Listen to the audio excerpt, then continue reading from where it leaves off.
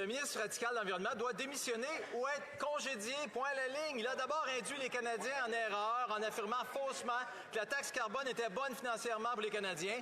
Puis il a caché aux Canadiens une étude de son propre ministère qui disait le contraire.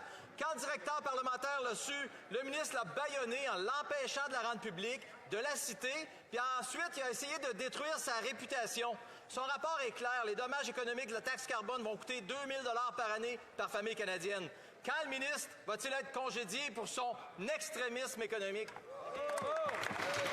L'honorable ministre de l'Environnement et du Changement climatique. Si, M. le Président, si quelqu'un devait démissionner dans cette Chambre, c'est le député qui vient de prendre la parole, qui a fait campagne en 2021 en disant qu'elle allait mettre en place un prix sur la pollution, M. le Président, qu'elle allait mettre en place une norme sur les carburants propres. Qu'est-ce qu'ils font aujourd'hui? Ils tournent le dos à ces promesses-là. C'est eux qui virevotent, M. le Président. Ils n'ont aucun plan pour l'économie. Ils n'ont aucun plan pour accompagner les Canadiens, faire face aux impacts des changements climatiques. Ils n'ont aucun plan pour lutter contre les changements climatiques.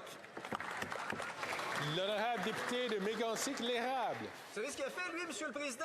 Il a essayé désespérément de cacher que les Québécois, eux, payent très cher la taxe carbone fédérale, appuyée par le Bloc québécois. Malgré ses prétentions que les Québécois ne payent pas la taxe carbone, ses propres chiffres, révélés de force par les conservateurs, racontent une autre histoire. Le rapport qu'il voulait en cacher montre que la facture économique de la taxe carbone est de 5 milliards de dollars pour les Québécois. 5 milliards! N'est-ce pas 5 milliards de bonnes raisons pour le ministre de démissionner?